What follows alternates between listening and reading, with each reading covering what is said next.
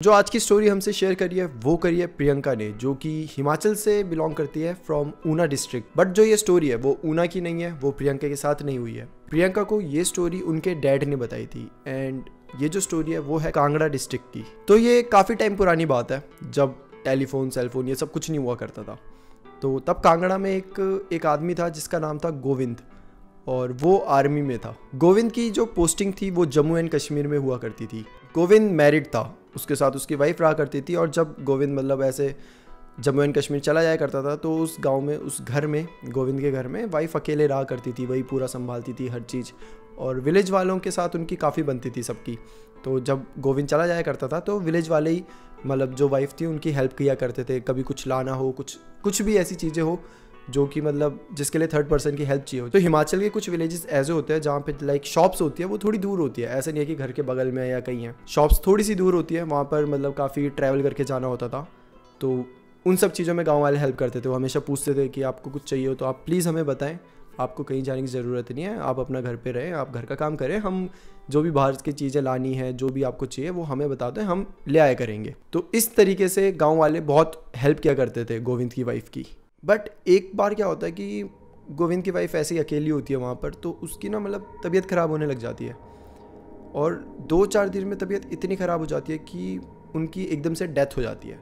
और जो गोविंद होता है वो घर पे नहीं होता, वो जम्मू एंड कश्मीर में ही होता है उस टाइम पर। यहाँ पर एक और चीज़ मैं बताना चाहता हूँ कि गोविंद और जो उसकी वाइफ थी उनके 2 बच्चे भी थे। तो अब वो जो 2 बच्चे होते हैं वो अकेले ही हैं घर पे, कोई नहीं है उनके साथ। तो जो विलेज वाले होते हैं जब उन्हें ये चीज़ें पता चलती है तो बच्चों को अपने साथ रख लेते हैं, क्योंकि ऑब्वियसली उस घर में कोई भी नहीं होता उनका ख्याल रखने के लिए। और विलेज वाले क्या करते हैं कि एक लेटर लिखते हैं जिसमें गोविंद को ये पूरा बताते हैं कि आपकी वाइफ की अब डेथ हो गई है, हो सके तो आप प्लीज़ आ जाएँ। और वो लेटर वो भेज देते हैं गोविंद के पास। अब लेटर भेजे हुए कम से कम 2 दिन हो गए और सामने से कोई रिस्पॉन्स नहीं आ रहा। और मैंने आपको बताया था फ़ोन वोन कुछ नहीं होता था कि पूछ ले। तो अब गाँव वाले सोचते हैं कि बॉडी भी ऐसे पड़ी हुई है, गोविंद का आने का कुछ पता नहीं है कब आएगा, तो टाइम भी बहुत हो रहा है। तो गांव वाले मिलकर ही जो रिचुअल्स होते हैं डेथ के बाद, जितने भी रिचुअल्स होते हैं वो खुद ही कर लेते हैं और जो बॉडी होती है उसे जला देते हैं। कुछ दिन में गोविंद को भी वो लेटर मिल जाता है। जैसे गोविंद को लेटर मिलता है वो बहुत ज़्यादा परेशान हो जाता है अपनी वाइफ के लिए, अपने बच्चों के लिए, सारी जो सिचुएशन है उसको लेकर गोविंद एकदम से छुट्टियाँ लेता है और वापस गाँव की तरफ आ जाता है। गोविंद जैसे अपने गाँव में आता है वो बहुत परेशान होता है। वो अपनी जैसे बस स्टैंड पे बस रुकती है वहाँ से उतरता है वो, और जो सबसे पहली चीज़ देखता है वो देख के गोविंद हैरान हो जाता है। गोविंद देखता है कि बस स्टैंड में उसका कोई वेट कर रहा है, और जो वेट कर रहा होता है वो और कोई नहीं बल्कि गोविंद की वाइफ होती है, जो कि अपने बच्चों के साथ गोविंद का वेट कर रही होती है बस स्टैंड पर। उनको देख के गोविंद सबसे पहले तो बहुत खुश हो जाता है, क्योंकि ऑब्वियसली उसके मन में जो भी सब चल रहा होता था वो सब क्लियर हो गया कि ठीक है मेरी वाइफ की डेथ नहीं हुई है, वो सामने खड़ी है मेरे, बिल्कुल बिल्कुल तंदुरुस्त है, उसकी हेल्थ एकदम सही है। फिर गोविंद को ऐसा लगता है कि शायद मुझे यहाँ आए हुए, गांव में आए हुए 8-10 महीने हो चुके थे, इसलिए इन सब ने मेरे साथ मजाक किया है। इन सब ने मुझे ऐसा लेटर में लिख के दिया ताकि मैं अब आ पाऊँ। वेल, ये भी गलत नहीं है। मेरे को सही में, मैं हर बार बोलता था कि मैं 2 महीने में आऊँगा, 2 महीने में, बट ऐसे करते करते 10 महीने हो गए थे। तो शायद इन्होंने जो किया सही किया। फाइनली कम से कम मुझे देखने को तो मिले मेरे बीवी बच्चे, और ये सोच के गोविंद बस खुश है, अपने बीवी बच्चों के साथ घर की तरफ जा रहा है। नेक्स्ट डे होता है, गोविंद जाके सब गांव वालों से मिलता है। गोविंद का घर थोड़ा सा अलग होता है, लाइक गांव वाले का घर नीचे नीचे होता है और गोविंद का थोड़ा सा हिल ऊपर साइड जाके होता है। तो जब वो नीचे आया था तो सब गांव वालों से मिलता है और सबसे खुशी खुशी मिलता है। गांव वाले देख के पहले तो हैरान होते हैं कि इसे इतना खुशी खुशी क्यों मिल रहा है हमसे, बट फिर वो सोचते हैं कि शायद इसकी वाइफ की डेथ हो गई है और जो अंदर की दर्द है वो छुपाने की कोशिश कर रहा है, बस प्रिटेंड कर रहा है खुश होने का। तो गांव वाले भी बेचारे कुछ नहीं बोलते गोविंद को, बस अच्छे से मिलते हैं, हालचाल पूछते हैं और वाइफ की डेथ की बात नहीं छेड़ते फालतू में। सबको ये लगता है कि हम क्यों इसके जख्म को और खुरे दें, तो नहीं छेड़ते उसके बारे में बात। और ना ही गोविंद अपनी वाइफ की झूठी डेथ, जो गांव वालों ने लेटर भेजा होता है, वो सब उसके बारे में पूछता है। अब गोविंद नॉर्मल अपनी लाइफ जी रहा होता है अपनी वाइफ के साथ और बच्चों के साथ, बट गोविंद को ना कुछ चीज़ें अजीब अजीब सी एहसास होने लग जाता है अजीब चीज़ों का, जिनमें से एक होती है कि गोविंद कभी भी अपनी वाइफ को कुछ भी काम देता था, कुछ भी हार्ड से हार्ड, उसकी वाइफ वो कर देती थी बिना हेल्प लिए, बिना कुछ करे वो करके आ जाएगी। और उस काम को जैसे नॉर्मली 3-4 घंटे लगेंगे करने में, बट गोविंद की वाइफ उसी काम को 1 या 1.5 घंटे में ख़त्म करके आ जाएगी। पहले तो गोविंद को प्राउड फील होता था कि वाओ, मेरी वाइफ कितना अच्छा काम करती है, कितने अच्छे से कर रही है, कितनी जल्दी कर रही है ये सब। बट फिर गोविंद को अजीब लगने लगा, जैसे कोई पेड़ काटना हो। नॉर्मल इंसान, गोविंद आर्मी में है, बट वो भी उस पेड़ को काटने लगे तो 2 घंटे कहीं नहीं गए, और वहीं उसकी वाइफ आधे घंटे में पूरा पेड़ काट कर आ जाती थी। ये सारी चीज़ें गोविंद को थोड़ी सी अजीब लगने लग गई थी अब। बट हद तो तब हो जाती है जब गोविंद अपनी वाइफ को कहता है कि मुझे ना खेत साफ़ करने हैं, वहाँ बीज बोने हैं, तो चलो हम खेत साफ़ करके आते हैं। और गोविंद की वाइफ बोलती है कि आप रहने दो, मैं हूँ ना, मैं जाके सब साफ़ कर दूँगी। और गोविंद की वाइफ सुबह जाती है, रात को आती है और बोलते हैं सारे खेत कर दिए मैंने साफ़। गोविंद को मतलब विश्वास नहीं हो रहा होता। वो पूछता है तुमने सारे खेत साफ़ कर दिए? गोविंद की वाइफ कहती है हाँ मैंने तो सब कर दिया। गोविंद के जो टोटल खेत थे वो 22 खेत होते हैं, और 22 खेत को अगर 3-4 लोग भी मिलकर मतलब साफ़ करने की कोशिश करें तो 7-8 दिन लगते हैं। और यहाँ पे अकेली गोविंद की वाइफ ने एक दिन में पूरे खेत साफ़ कर दिए। और ये चीज़ गोविंद को बहुत अजीब लगती है।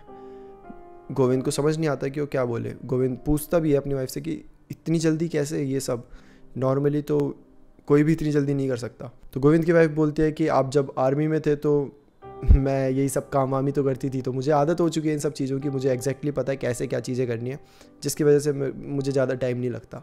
और ये बोलकर वो चले जाती है। और गोविंद भी फिर थोड़ा सा मतलब हैरान तो है बट इग्नोर करता है बात को कि अच्छा ठीक है, मतलब होगा कुछ, ठीक है। अब गोविंद थोड़ी देर के लिए बाहर गया है, मैंने बताया था शॉप्स दूर दूर होती है, तो शॉप में गया है चीज़ें लेने के लिए। और जब वो आता है तो वो कुछ ऐसा देखता है जिसको देख के गोविंद मतलब पागल हो जाता है। तो गोविंद देखता है कि जो उसकी वाइफ होती है वो कुछ खाना बना रही होती है और चूल्हे में बना रही होती है। तो गोविंद जब ध्यान से देखता है तो वो देखता है कि जो चूल्हे की आग है उसकी वाइफ ने अपने पैर भी उस आग में डाले हुए हैं। मतलब ऊपर वो खाना बना रही है और जो उसके पैर है वो आग के अंदर है, और लिटरली उसको कुछ भी नहीं हो रहा। गोविंद ये देख के बहुत ज़्यादा डर जाता है और उसे समझ आ जाता है कि यहाँ बहुत कुछ गड़बड़ है, ये मेरी वाइफ नहीं हो सकती जिस तरीके से अभी कर रही है चीज़ें, ये कोई आम इंसान कर ही नहीं सकता। गोविंद वो देखते ही चुपचाप से वहाँ से भाग जाता है और भाग के पहुँचता है सीधा गांव के सरपंच के पास। सरपंच के पास जैसे ही पहुँचता है वो बोलता है कि मेरी वाइफ के बारे में आपको कुछ पता है क्या, कुछ अजीब? तो सरपंच बताते हैं कि क्या मतलब तुम्हारी वाइफ के बारे में कुछ अजीब पता है? उसकी तो 2 महीने पहले डेथ नहीं हो गई थी। गोविंद बोलता है डेथ? ये कब हुआ? सरपंच बताते हैं कि हमने तुम्हें लेटर भेजा था, तुम्हें याद नहीं क्या? तुम्हें वो लेटर मिला नहीं क्या? हमें तो लगा तुम्हें वो लेटर मिल चुका है और इसलिए तुम यहाँ पर आए हो। गोविंद को याद आते कि हाँ मुझे एक लेटर मिला था जिसमें ये सब लिखा था कि वाइफ की डेथ हो गई है एंड ऑल। और अगर वाइफ की डेथ हुई है तो जो मेरे साथ है वो कौन है? सरपंच जी बताते हैं कि हमें लगा आपको ये सब चीज़ें पहले से पता होगी, इसीलिए हम में से कोई भी मतलब आपसे बात नहीं करता था आपकी वाइफ से रिलेटेड, क्योंकि हम सब ने डिसाइड करा था कि हम आपको वापस वो चीज़ें नहीं छेड़ेंगे वाइफ एंड ऑल, तो इसलिए हम कोई भी आपसे आपकी बीवी के बारे में बात ही नहीं करते थे। एंड फिर गोविंद जो गांव के सरपंच होते हैं उनको पूरी बात बताता है, जो भी उसके साथ हो रहा होता है, जो भी उसने अभी देखा होता है। तो जो गांव के सरपंच होते हैं वो गोविंद को बोलते हैं हम एक चीज़ करते हैं, हम तुम्हारे घर में गाय के जो गोबर से उपले बने होते हैं वो लगा देंगे पूरे घर में, तो वो कुछ नहीं कर पाएगी। गोविंद बोलता है हाँ ऐसा कर सकते हैं। तो अब गोविंद जाता है अपने घर और जो अपनी वाइफ होती है अगले दिन उसे बोलता है कि एक काम करो, तुम अपने मायके होकर आओ और बच्चों को यहीं छोड़ दो मेरे साथ, मैं वैसे कुछ दिन के लिए हूँ फिर तो मैं चला जाऊँगा, तो तुम अपने मम्मी पापा से भी मिलाओ। जो वाइफ होती है वो बोलती है ठीक है आप कह रहे हैं तो ऐसा कर लेती हूँ। तो जो लड़की होती है वो चले जाती है और वो रात को वापस आना होता है उसको। अब जब वो जाती है तब से लेकर रात तक पूरे गांव वाले आते हैं और पूरे घर में ऐसे गाय का गोबर लगा देते हैं पूरा, और बच्चे गोविंद के साथ ही होते हैं। तो रात होती है, पूरा गांव अब एक जगह मतलब खाली सा लग रहा है। जब वो औरत आती है वो अपने घर की तरफ जाती है, देखती है घर में कोई लाइट नहीं जली, कुछ नहीं जली। वो औरत लाइट चलाती है और जैसे ही एंटर करती है कम से कम 4-5 कदम उसने घर में रखे होंगे कि वो आगे जा ही नहीं पा रही। और इतने टाइम में उस घर के आसपास पूरा गांव आ चुका है। गोविंद भी वहीं पे खड़ा है अपने बच्चों के साथ, और वो पूछते हैं कि कौन हो तुम और क्या चाहिए हमसे। जैसे वो औरत देखती है ये सब, वो समझ जाती है कि ये सब मेरे खिलाफ एक प्लानिंग करी गई थी। वो औरत गोविंद को बोलती है कि ये सब जो आपने मेरे साथ किया है ना वो बिल्कुल अच्छा नहीं करा आपने। वो औरत बोलती है कि मैं तो बस आपके बच्चों को संभाल रही थी, मैं तो आपके घर का ख्याल रख रही थी, अगर मुझे हर्ट करना होता तो मैं कब की कर देती, बट मैंने ऐसा कुछ भी नहीं किया। वो औरत बताती है कि वो भी हिमाचल में कोई एक गांव था जहां वो रहती थी, और जो उसकी डेथ होती है वो टाइम से पहले हो गई होती है। जिसकी वजह से उसकी आत्मा यहाँ से वहाँ भटक रही होती है। और उसी के सामने गोविंद की वाइफ की डेथ हुई होती है।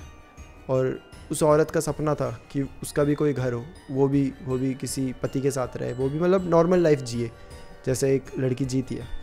और इसी वजह से उसने उस गोविंद की वाइफ का रूप ले लिया था और बस वो गोविंद के साथ एज अ गोविंद की वाइफ बनकर जीना चाहती थी। ये सारी चीज़ें जब गोविंद को और पूरे गांव वाले को पता चलती है तो वो भी उन्हें समझाते हैं कि देखो, जो तुमने किया, तुम्हारी इंटेंशंस अच्छी थी, बट कुछ चीज़ें होती है जो हम अलाउ नहीं कर सकते, जिनमें से एक ये है कि ये आत्मा, ये चुड़ैल, इन सब के साथ हम नहीं रह सकते। और अब गोविंद को भी पता है तो वो भी नहीं रह सकता, क्योंकि उसे पता है कि तुम उसकी वाइफ नहीं हो। और ऐसा बोल के वो मतलब कन्विंस कर रहा है उस सामने वाली को, बट वो भी मतलब अपनी बात पे अड़ी है कि नहीं देखो, मैंने किसी को हर्ट नहीं करा, मैं किसी को कुछ भी ठेस नहीं पहुंचाई, मैं किसी का नुकसान नहीं पहुंचाऊंगी, मैं अच्छे से रहूँगी, मैं सच बता रही हूँ, मुझे मत भेजो, मुझे मत मारो, ऐसे। और उस गांव में एक पंडित जी भी होते हैं जो कि उस गांव का एक मेन टेम्पल होता है, वहाँ पे हमेशा पूजा करते थे। वो पंडित जी आते हैं और वो उसको समझाते हैं कि बेटी देखो, तुम्हारी डेथ पहले हो गई है, इसका मतलब ये नहीं है कि तुम ये सब करो। हम जानते हैं कि तुम यहाँ से वहाँ भटक रही हो, बट हम तुम्हें शांति दिलाएंगे और सच में हम पूरे रिचुअल्स जो भी मतलब रिचुअल्स है वो सब करेंगे जिससे तुम्हें शांति मिले और जिससे तुम भी अब ऐसे भटको ना। और ये बोलकर पंडित जी उसे कन्विंस कर देते हैं। वो बोलती है कि ठीक है, अगर आप ऐसा सब करोगे जिसकी वजह से मुझे भटकना ना पड़े यहाँ से वहाँ, जिसकी वजह से मुझे शांति मिल जाए, तो मुझे भी कोई दिक्कत नहीं है, आप कर सकते हैं जो भी आप करना चाहें। और फिर वो सब उस घर को जला देते हैं, क्योंकि उपले उसमें लगाए हुए हैं। सब जाते हैं गांव वाले और उस घर को जला देते हैं, जिसमें वो जो औरत होती है वो भी जल जाती है। और उसके बाद थोड़े बहुत प्रोसीजर होते हैं, जैसे कि राख को लेना, पंडित जी उस पर कुछ मंत्र डालते हैं और बोलते हैं कि उसे एक घड़े में डाल देते हैं उस राख को, और फिर उसको अच्छे से बहा देते हैं, जिसकी वजह से जो वो औरत होती है उसकी आत्मा को भी शांति मिले। और ये सब चीज़ें होती है। गोविंद पूरे गांव वालों को जानता ही था, तो वहाँ पे पास में वो एक और अपना घर बनवाता है, और वो घर इस बार पूरे गांव वालों के साथ होता है। पहले तो ऊपर था, बट इस बार उनके साथ होता है, क्योंकि बच्चे भी होते हैं। पूरे गांव वाले बोलते हैं कि चिंता मत करो, हम तुम्हारे बच्चों को अपने बच्चों की तरह पालेंगे, और तुम बस आराम से जाओ, अपनी ड्यूटी करो और आराम से आओ, बच्चों की चिंता मत करो। और ऐसा ही होता है, वो गाँव वाले उन बच्चों को बहुत अच्छे से पालते हैं। और ये थी गाइस गोविंद की स्टोरी। आई होप कि आपको ये स्टोरी अच्छी लगी हो। वेल, ऐसी मिलती जुलती स्टोरी मैंने भी अपने गांव में सुनी है, और आई एम नॉट श्योर कि यही वो स्टोरी थी कि नहीं, बट हाँ, ऐसी एक स्टोरी मैंने भी सुनी थी। एंड आई थिंक अगर आप हिमाचल से हो तो आपने भी शायद ये स्टोरी सुनी होगी। और अगर आपने भी ये स्टोरी पहले सुनी है या इससे मिलती जुलती कुछ भी सुनी है तो मेरे को कॉमेंट में ज़रूर बताना। So that's it for today guys. फिर मिलते हैं हम किसी और टॉपिक के साथ। तब तक के लिए bye bye and take care.